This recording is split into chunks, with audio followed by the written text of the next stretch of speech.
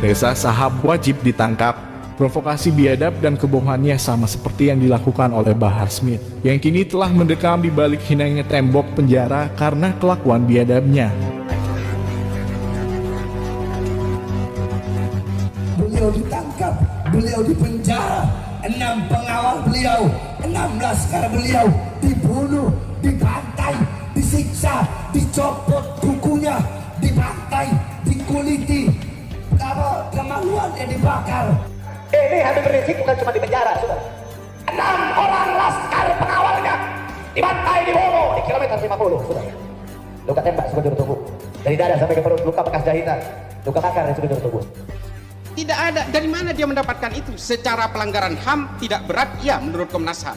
Tapi fakta-fakta mencabut buku, membakar kemaluan, tidak pernah ada terungkap di dalam fakta-fakta persidangan. Di dalam fakta-fakta penyelidikan maupun penyidikan tidak ada itu. Kebohongan-kebohongan dan agitasi itu membuat kita menjadi dalam bahaya. Beragama ini bukan hanya kita peluk hari ini, Pak. Kita peluk hingga ke hari kiamat nanti.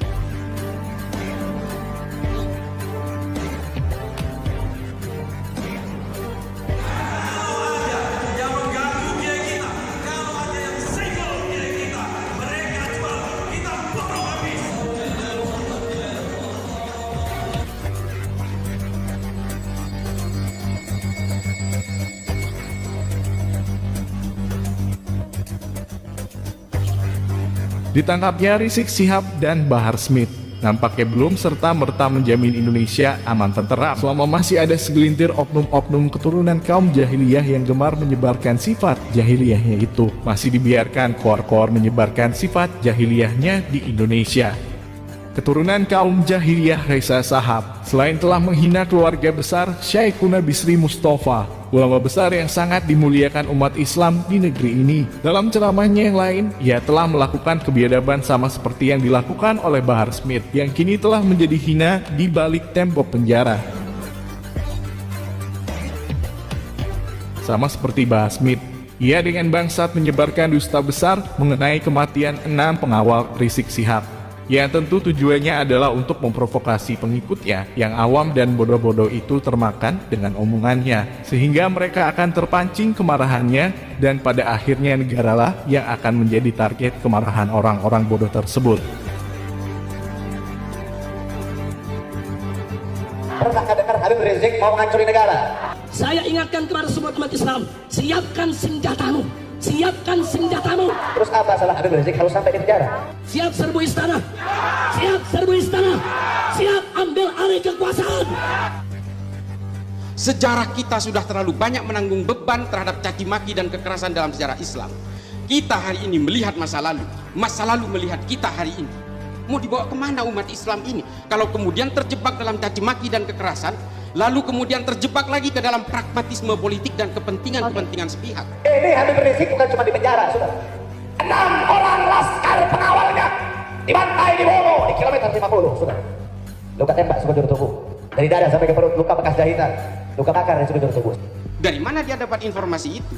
Sementara dalam berkas-berkas penyidikan, BAP dan sebagainya, itu tidak ada. Pembakaran alat kelamin, pencabutan buku dan sebagainya. Kita ini sudah terbiasa membeli rumor-rumor yang tidak bisa dipertanggungjawabkan. Dan inilah yang dijejalkan kepada umat kita.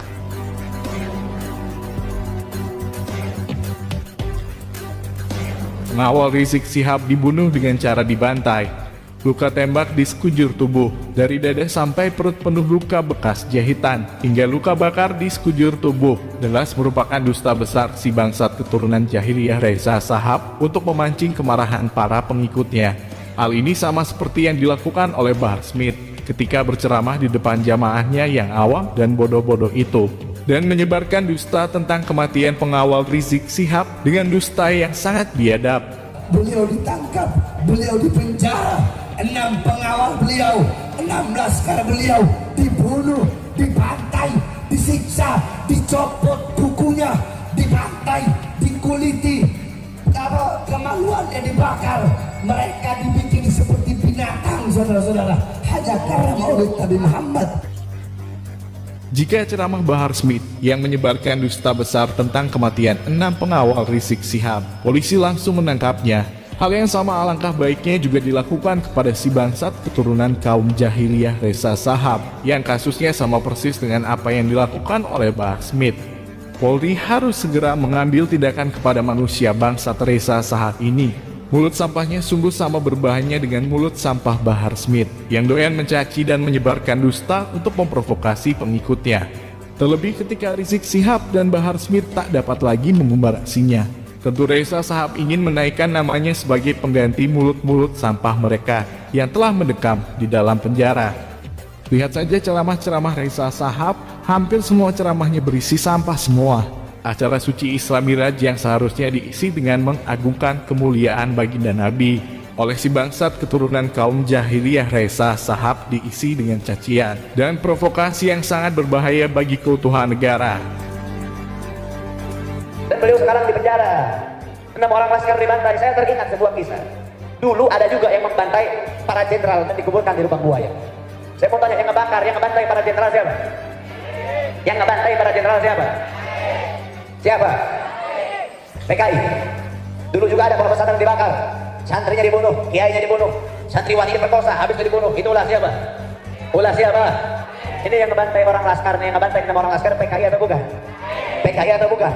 Berarti PKI mau bangkit sudah. Kalau PKI mau bangkit, saya mau tanya kira-kira diam atau lawan? Diam atau lawan?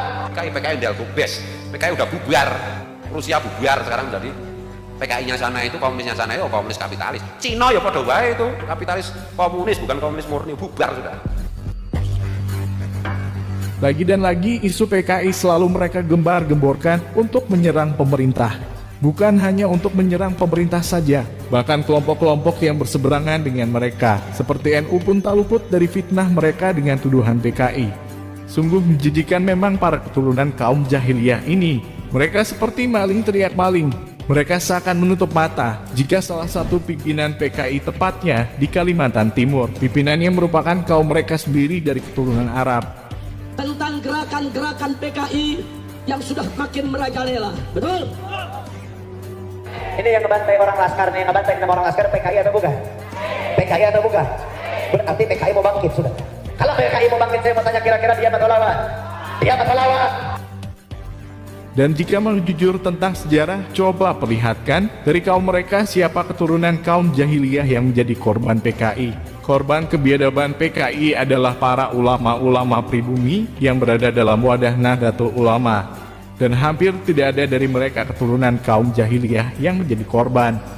Jadi sangat menjijikan jika kini mereka koar-koar tentang PKI, yang justru dari kelompok mereka hampir tidak ada yang menjadi korban kekejaman PKI.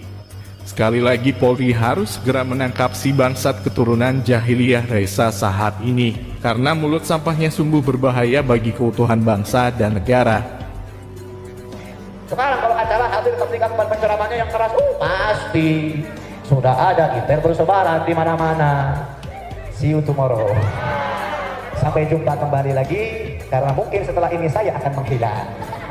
Kita kabur dulu, menyelamatkan diri.